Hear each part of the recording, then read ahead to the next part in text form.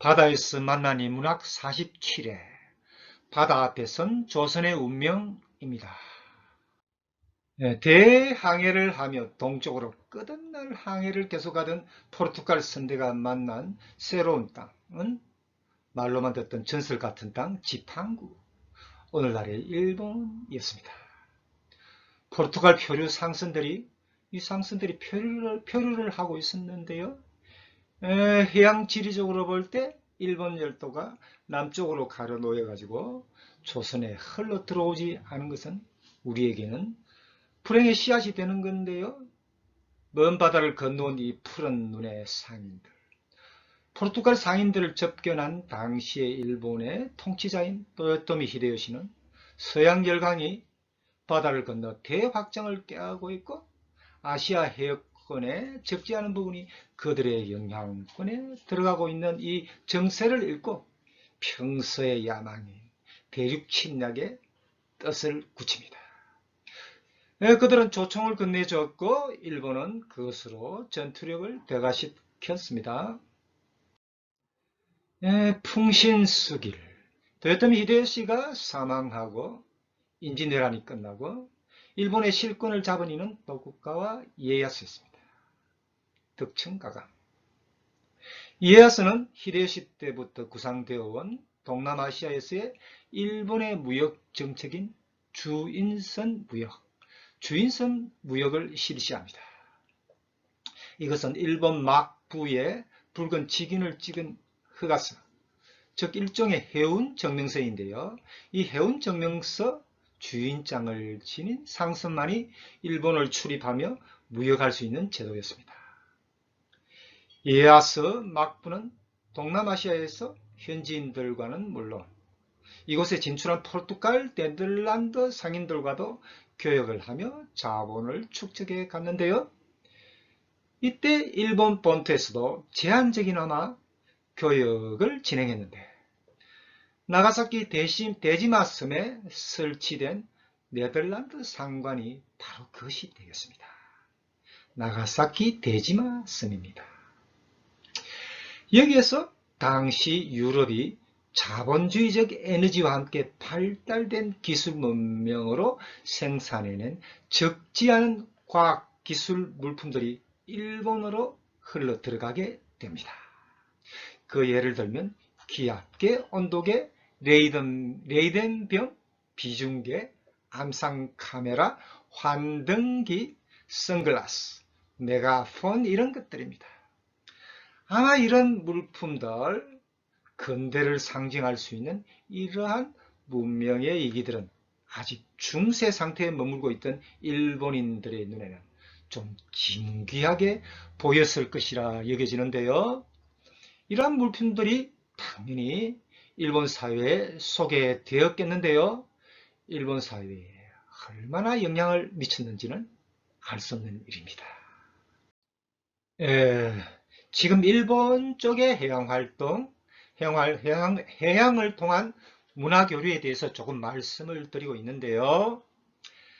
동남아시아 아열대 권역에서 이 해역에서의 일본의 해양활동은 비교적 일찍부터 진행되었다고 볼 수 있습니다. 14세기에 이미 일본의 상선은 그리 큰 규모는 아니지만 여기에서 교역활동을 하고 있었는데요. 16세기 이후에는 비교적 왕성한 활동을 하고 있었습니다.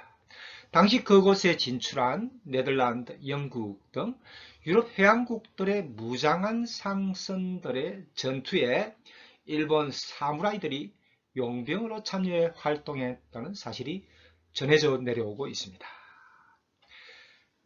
근대 이전부터 동남아시아 해항권에서 교역에 참여한 일본의 해운활동가, 거기서 축적된 자본은 훗날 일본의 근대국가 형성에 있어서 어느 정도 경제적 에너지가 되지 않았을까, 그런 생각을 해봅니다. 중세 말 또는 근대 초에 있었던 일본의 해양활동이 근대국가 형성의 자본주의적 에너지가 되었다면 일본 근대국가의 사상의 기조는 주로 네덜란드로 대표되는 서구와의 교역, 이 네덜란드와의 교역에 따른 문화교류에서 나왔다고 볼 수 있겠는데요. 나가사키 앞바다에 있는 인공섬 데지마섬에 입항하던 네덜란드 상선은 당시 한참 자본주의적 에너지로 달구어지고 있던 유럽 사회가 생산해낸 지금 수준에 비하면 매우 초보적이긴 하지만 그렇지만 당시로 봐서는 신기하고 진귀한 물품들을 쏟아내고 있었는데요. 이러한 수입품들이 일본 사회의 소비시장에 소개되었으면 물론이겠는데요. 서로 다른 문화권끼리의 교역은 문화 이동을 수반하게 마련인데요. 일본에 소개되는 서구의 물품들 중에는 서적도 있었는데요. 그와 같은 여러 가지 책들 중에는 의학 서적들도 있었는데, 그런데 외과 수술을 위한 인체 해부도, 이 인체 해부도 그림책이 당시 시대의 흐름에 깨어있던 일본 외과의들의 마음을 사로잡았다고 합니다. 그때까지만 해도 일본 외과의들은 주로 중국 쪽의 인체 해부도를 사용하고 있었다는데요. 자기들이 믿고 있던 중국에서 전래된 인체 해부도에 오류가 많은 것을 발견한 겁니다. 이 사람들은 네덜란드가 전해주는 서구 어수를 받아들이기 시작했습니다. 그리고 그러한 의학 서적 외에도 그들이 전해주는 각종 과학 문명 기술에 대한 서적과 또 교양 서적을 받아들이면서 연구를 하기 시작합니다. 물론 전부 네덜란드어로 쓰여 있으니 번역이 문제가 되겠는데요. 이 번역 문제, 이 문제는 난제 중에 난제 아니겠습니까? 왜냐하면 알파벳을 전혀 모르고 있었으니까 말입니다. 서구 유럽이 자본주의를 발달시켜 나간 과정에는 동남아시아 열대 지역의 풍부한 산물의 유입이 중요한 역할을 했습니다. 포르투갈, 스페인, 네덜란드, 영국, 프랑스 이런 나라의 무장한 상선들은 인도네시아, 버마, 태국, 필리핀 등지에서 교역을 하면서 또는 현지의 식민 지배를 위하여 서로 치열한 전투를 벌였고 상생을 도모하는 등 복잡하게 뒤섞이고 있었습니다. 한때 네덜란드의 해상 세력이 우위를 점한 적이 있었는데요. 이때 수도 암스테르담에는 열대 동남아에서 건너온 수많은 산물들이 소개되었다고 하는데 하룻밤 자고 나면 또 새로운 물품이 나올 정도로 너무나 많은 물품들이 시장에 쏟아져 나오죠. 이렇게 되자 이 사람들의 물질 또는 물질 현상에 대한 인식에 변화가 있기 시작했습니다. 유럽이 갖는 세계관과 인식론은 흔들리고 있었던 건데요. 누가 이런 말을 하는데요. 당대의 철학가 데카르트가 남긴 나는 생각한다. 코로나는 존재한다. 라는 이 유명한 철학 명제는 이와 같은 사회적 기류와 관련이 있다. 이렇게 말입니다. 일리가 있는 말이라 생각됩니다. 훗날 유럽에 박물학이란 학문이 생기고 박물관이 설립되는 것은 이와 같은 맥락과 일치한다라고 볼 수 있겠습니다. 그런데 문제는 이와 같은 변화의 결과물이 일본에 전해졌다는 데 우리들의 아픔이 있는 것 아니겠습니까? 당시 일본인들이 네덜란드가 전해주는 네덜란드어로 쓰인 서적을 가지고 유럽의 문화, 문명, 기술들을 연구하던 이 학문을 난학이라고 부르는데요. 그렇습니다. 난학입니다. 네덜란드어를 한자음으로 차용하여 읽으면 화란이라 읽지 않습니까? 화란학 라는 두음법칙으로 난으로 발음했어요. 그래서 이 한자를 우리가 읽으면 난학입니다. 일본인들의 네덜란드 서적과 학문을 연구하는 학문 난학은 당시 네덜란드 상인이 전해준 각종 서적을 번역하는 데서 시작합니다. 이 난학 연구자들의 난학 연구의 일정은 상상을 초월할 정도였다고 하는데요.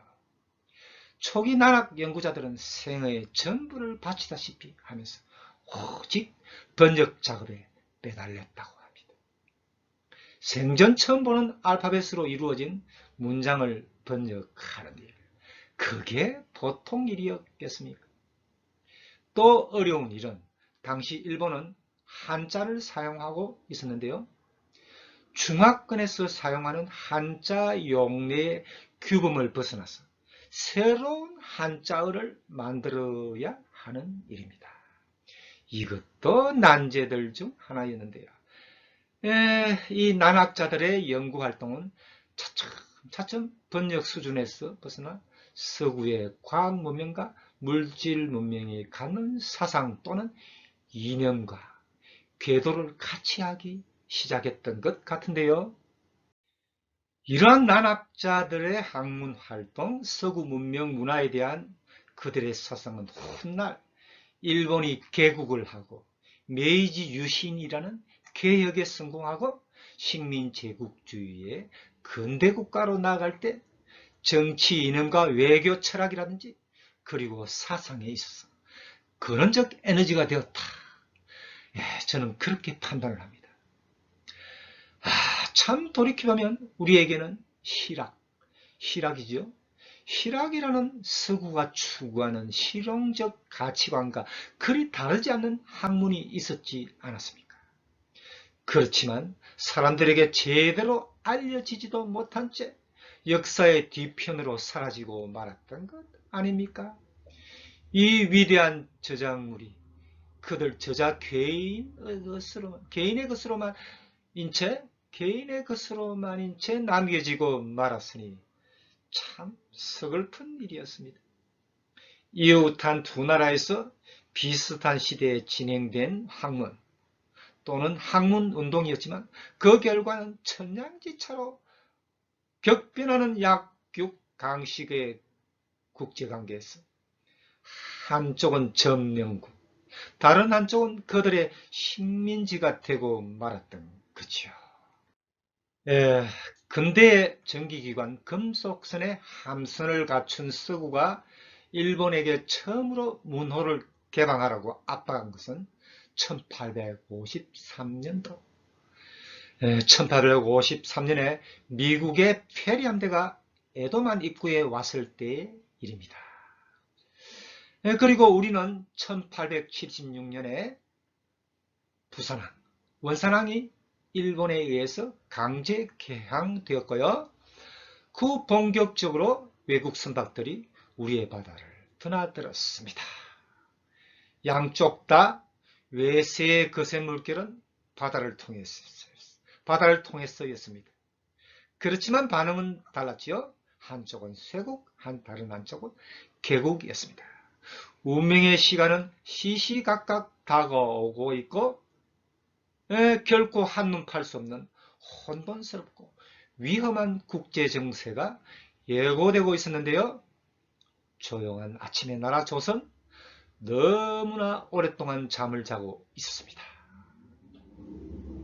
인터넷 한국향문학관이 개최하는 해양인문학 프로그램 바다에서 만난 인문학 강의 방송 47회를 준비하고 있는데요. 바다 앞에 선 조선의 운명편을 마칩니다. 저는 또 다음 강의를 준비해서 여러분들께 다시 찾아뵙겠습니다. 지금까지 시청해주신 여러분 대단히 감사합니다. 바다와 함께 늘 행복한 시간 되시길 바랍니다.